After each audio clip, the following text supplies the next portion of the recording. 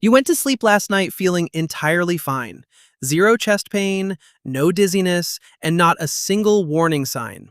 You simply pulled back the blankets, settled into your regular spot, and closed your eyes.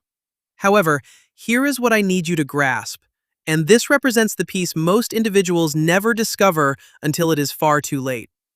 The exact way your body happened to be positioned throughout those hours of slumber may have been impacting your brain and circulatory system in ways neither of you had the slightest clue about. Having spent more than 20 years practicing cardiovascular medicine alongside older adults, one specific pattern keeps emerging repeatedly within my patient data.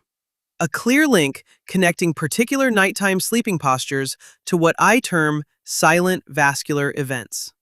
These occurrences are far from dramatic. There stand no obvious warning signs. They transpire silently while you remain unconscious, gradually chipping away at both your brain health and cardiac function, one night at a time. The most alarming aspect is that one specific position, a posture practiced regularly by a substantial share of adults over 60, measurably drives up your stroke risk. This is backed not by mere theory, but by documented clinical records, and I will show you precisely what it is in just a few moments. Stay tuned with me over the next couple of minutes, because here is what I am going to guide you through.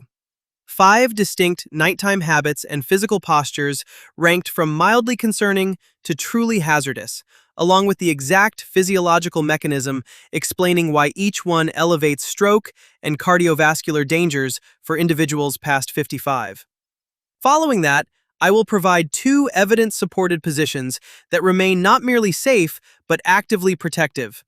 One of those positions accomplishes something extraordinary for your brain while you slumber, a benefit the mainstream medical establishment is only now beginning to take seriously. Yet, before we dive into the countdown, I need to ask you something. Drop a comment right now using just 2 words to state whether you sleep flat on your back, on your side, on your stomach, or if you toss and turn. Because within the next few moments, I will let you know whether your response places you inside a risk tier you ought to be aware of. I am Dr. Aries Smith, focusing on preventive cardiovascular wellness and longevity medicine tailored for adults past 50. What I am presenting today is far from vague wellness tips. It represents the sort of specific, actionable data that should have served as a standard fixture of every medical checkup over the past decade, though it almost never does. Let us kick off the rundown. Number 5. Sleeping with one or both arms positioned above your head. If you tend to wake up with your arms extended overhead or routinely drift off in that exact posture, this section applies directly to you. It appears entirely harmless. Some adopt it purely out of habit while others find it cozy. Yet what it inflicts upon your circulation across several hours is drawing intense scrutiny from cardiologists and sleep scientists alike. Here is the underlying anatomy. When your arms stay lifted higher than the level of your heart for prolonged stretches throughout slumber, arterial blood pressure inside those limb vessels dips. That fact on its own is fairly minor.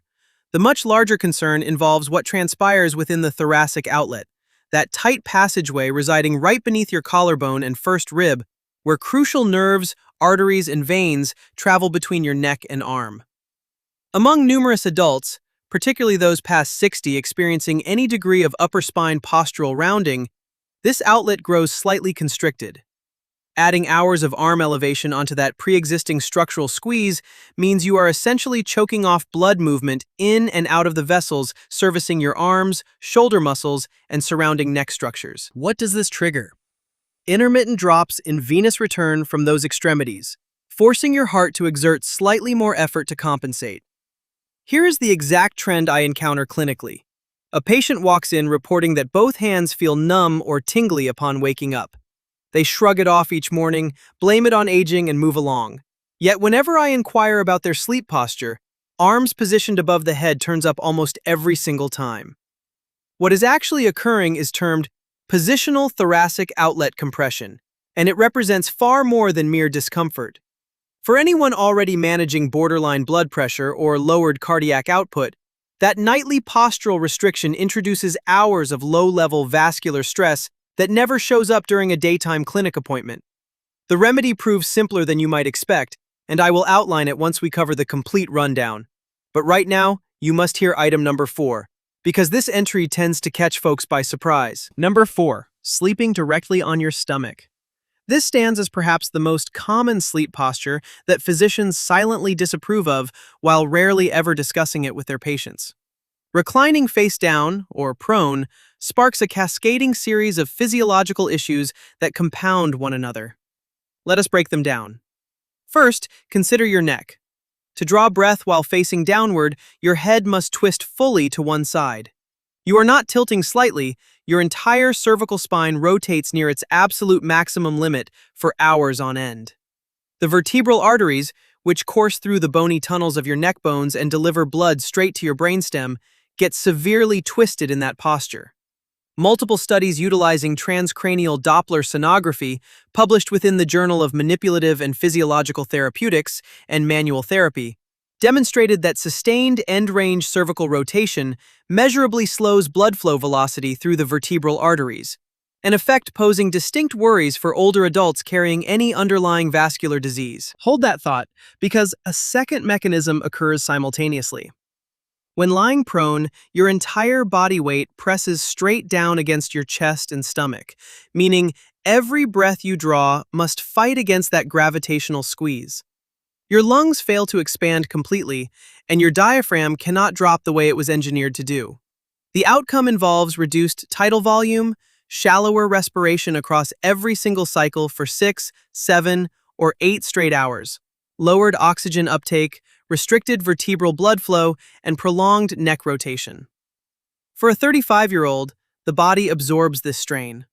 For someone past 60 experiencing any measure of arterial rigidity or cervical disc wear, this constitutes a substantial nightly assault on your vascular network. I once treated a patient, a retired 67-year-old school principal who had slept on her stomach her entire life, who came to me complaining of persistent morning headaches, a stiff neck, and a bizarre floating sensation, which she described as feeling like the room was not quite real whenever she first stood up each day. She had visited 3 separate physicians, and not a single one asked about her sleeping habits. Yet, within 2 weeks of transitioning away from stomach sleeping, that floating sensation vanished, and her headaches halved in frequency, illustrating just how profound positional correction can prove. Item number 3 introduces a topic that receives far too little discussion. If you are finding this material useful so far, type the number 4 in the comments right now.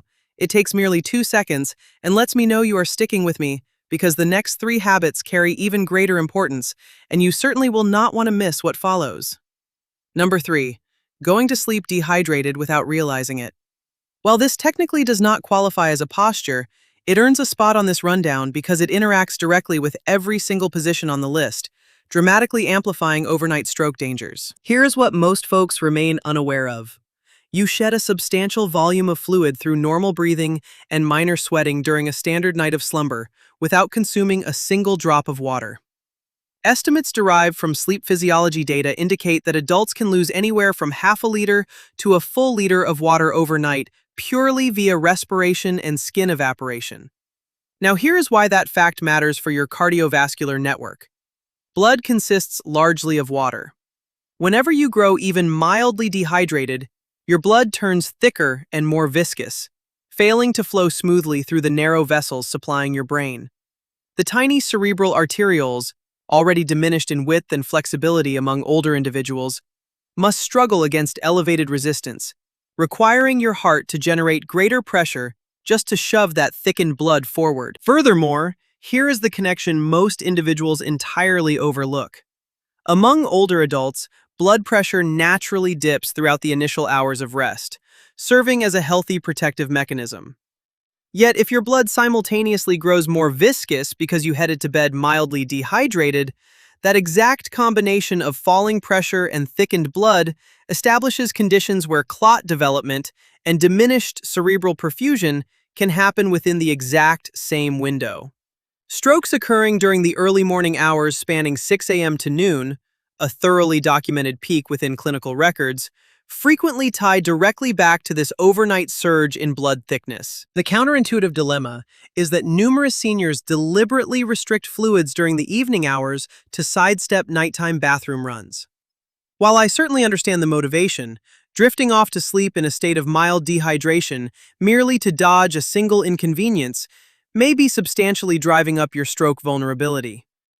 There exists a strategy to manage this without forcing you to stay awake hourly, and I will walk you through it during our solutions segment. Before we tackle numbers 2 and 1, the pair I consider most critical, I need to state something plainly. If this knowledge strikes you as entirely novel, if you have never had a doctor sit down and break down how your sleeping posture impacts your cardiovascular network overnight, that failure is not on you. This sort of data simply refuses to squeeze into a rushed 15-minute appointment, yet it represents precisely the kind of actionable insight that, if acted upon, can profoundly alter your health trajectory across the coming decade. Hit the like button right now if you have gained value from the first half of this video, and if you have not yet subscribed, do so before we reach number 1, because the solution I outlined following that list stands among the most vital topics I have ever addressed across this entire channel. Let us push forward. Number 2, sleeping completely flat on your back. If you manage hypertension or take blood pressure pharmaceuticals, this entry carries multiple layers, so I will take my time walking through it. Reclining completely flat on your back sounds like the medically sound option, spine aligned, pressure evenly distributed. It serves as the exact image conjured when someone mentions a healthy sleep posture, and for numerous individuals, it proves entirely fine. However, for adults past 60 dealing with high blood pressure or taking antihypertensive drugs, flat back sleeping can trigger a specific vascular scenario that turns hazardous during the early morning hours. Here is the underlying mechanism. Once your body rests entirely horizontal, blood shifts upward toward your head. The venous drainage traveling from your brain back down toward your heart lacks any gravitational assistance, leading intracranial venous pressure to rise modestly yet measurably. Within healthy blood vessels, this poses no issue. However, for anyone whose cerebral arteries display any level of atherosclerotic narrowing, which applies to a massive segment of the population by age 65, that minor pressure bump paired with hindered drainage builds a microenvironment where the danger of tiny vessel rupture or blood clotting quietly escalates. Now layer blood pressure medication into that picture. Many standard antihypertensives, particularly calcium channel blockers and ACE inhibitors, exert their peak blood vessel relaxing impact throughout the overnight hours, especially when utilizing longer-acting formulations. The intended goal is lowering your blood pressure during slumber, which acts as a protective shield. Yet, if your vessels are dilated, your torso is horizontal, and blood pools inside your cranial cavity, your body's automatic reaction involves spiking compensatory pressure early in the morning, particularly spanning 6 to 9 a.m. This represents a thoroughly documented phenomenon termed the morning surge, and it aligns precisely with the peak window for stroke events across worldwide epidemiological records. Research featured in the journal Hypertension and validated across numerous ambulatory blood pressure monitoring trials tracked nocturnal blood pressure trends among patients consuming standard antihypertensives, confirming what clinicians had observed for ages. The morning blood pressure surge, defined as the climb in systolic readings from the overnight low to the early morning phase, correlates directly with elevated cerebrovascular danger, particularly among elderly hypertensive groups. Picture this scenario. A 71-year-old man whose blood pressure has remained under tight control for years, leaving his physician entirely satisfied. Yet every single morning around 5:30 a.m., he awakens with a throbbing headache striking the base of his skull, which he has continually blamed on his pillow. When I inquire about his sleeping arrangements, I uncover a man resting completely flat who takes his blood pressure pills at night, suffering a daily morning pressure surge literally pounding against his cerebral vasculature. One single wedge pillow offering 11 degrees of elevation later, those morning headaches vanished entirely within a week. If you manage your blood pressure while sleeping entirely flat, please take that warning seriously. If this content is serving you thus far, type the number 2 down in the comments. It takes merely a second and lets me know you remain tuned in. Number 1. Sleeping consistently on your back alongside uncontrolled snoring or undiagnosed sleep apnea. This represents the specific combination I need you to grasp, because while certain factors remain manageable individually, when paired together, they forge one of the most hazardous overnight cardiovascular scenarios I ever encounter in clinical practice. Let us examine the components separately. Sleeping on one's back relative to any side-lying posture is where polysomnography data consistently highlights a dramatic surge in apnea event frequency. Research confirms that resting supine reliably heightens airway collapsibility, with studies revealing that patients experience twice as many, or even more, obstructive episodes while flat on their back versus on their side. The anatomical rationale involves the fact that back sleeping permits gravity to pull the tongue and soft tissues straight back toward the posterior pharynx in a manner that lateral positioning prevents. Here is where this situation grows critical. Layer obstructive snoring or undetected sleep apnea onto that setup. Sleep apnea triggers your airway to partially or completely shut down during slumber, halting your breathing for 10, 20, or sometimes 40 seconds at a stretch. Your blood oxygen levels plummet, prompting your brain, recognizing an immediate emergency, to fire off a massive sympathetic nervous system reaction. Adrenaline floods your system, your heart rate shoots up, your blood pressure spikes, you rouse partially, your airway snaps open, oxygen floods back in, and you drift back to sleep, usually without recalling any of it. This cycle can repeat dozens, or occasionally over 100, times every single night. Now observe the intersection. Back sleeping drastically worsens apnea frequency relative to side sleeping across polysomnography trials, establishing the supine posture as the single greatest positional catalyst driving airway collapse within sleep-disordered breathing. Consequently, you endure heightened airway instability, repetitive oxygen drops, recurring adrenaline floods, and repeated blood pressure spikes night after night. The American Academy of Sleep Medicine has published records detailing the connection linking obstructive sleep apnea, nighttime blood pressure chaos, and stroke occurrences, and the conclusions are far from subtle. A 20-year follow-up trial reported that individuals with moderate to severe obstructive sleep apnea faced nearly four-fold greater odds of suffering a stroke compared to those without it, entirely independent of alternative risk factors like body weight, blood pressure, or smoking history. Here represents the detail haunting me most as a clinician. The vast majority of adults suffering from heavy snoring have never undergone formal evaluation for sleep apnea. They have merely been told they snore, their partner complains, and they feel exhausted each morning. Yet they have never completed a sleep study, remaining completely unaware that those sounds rumbling from their throat nightly serve as the external alarm bells of a physiological crisis unfolding repeatedly inside their cardiovascular network. If you snore loudly, or if your partner has ever noted that your breathing stops while sleeping, please make that phone call this week. An at-home sleep study is relatively straightforward and affordable, and what you uncover might well stand as the most vital health discovery of the decade. Let us now discuss what to do instead. Position 1. Sleeping correctly, set up on your left side. Left side sleeping represents far more than merely the superior side.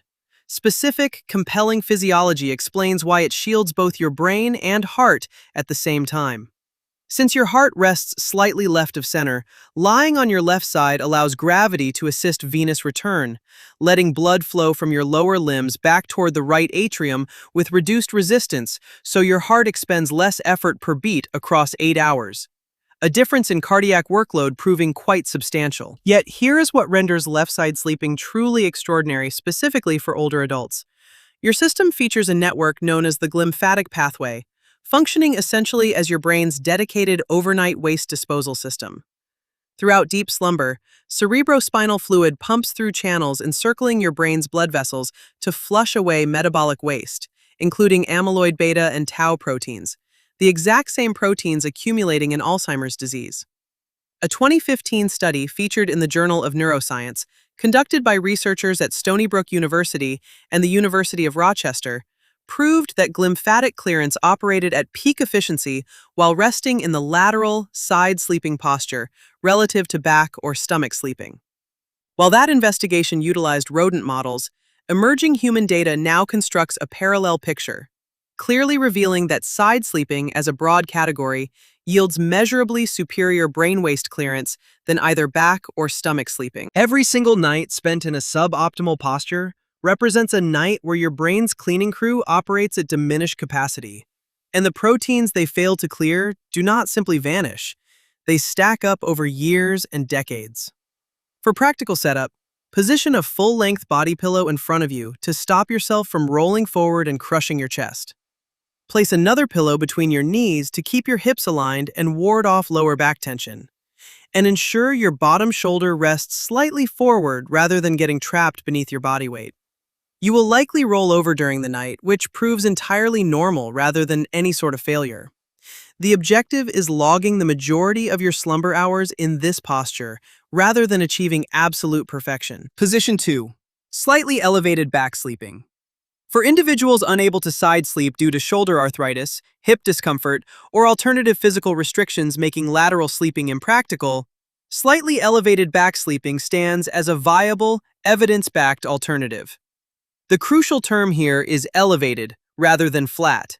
Aiming for a firm foam wedge pillow lifting your entire upper torso, not merely your head, to roughly 15 to 20 degrees serves as the goal. This elevation aids venous return from your lower limbs, lowers intracranial venous pressure, and frequently cuts down apnea event frequency relative to flat back resting. Place a small pillow or rolled-up towel underneath your knees to maintain your natural lumbar curve.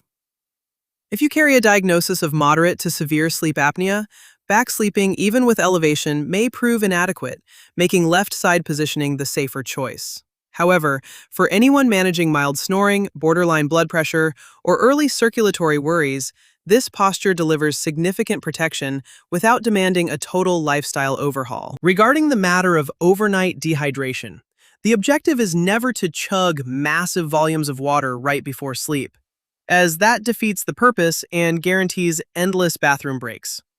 Instead, the strategy involves steady hydration across the afternoon, tapering off naturally by early evening, aiming to finish your primary fluid intake by 7 p.m. Following that, keep a small glass of water containing roughly 4 to 6 ounces on your nightstand, consuming it in the morning before you stand upright. That modest rehydration prior to your initial vertical movement helps buffer the morning spike in blood thickness and reins in your morning cardiovascular surge. Many of my patients additionally discover that lightly salting their final small meal, not heavily, just normal seasoning, assists in retaining adequate overnight fluid volume to ward off the worst of sleep-induced dehydration, though you should discuss this with your physician if managing kidney or blood pressure disorders. Even the most defensive sleeping posture functions inside an environment either supporting or sabotaging your recovery. Temperature matters far beyond what most folks grasp. Your body requires its core temperature to drop to trigger those deep slumber stages where true cardiovascular healing takes place.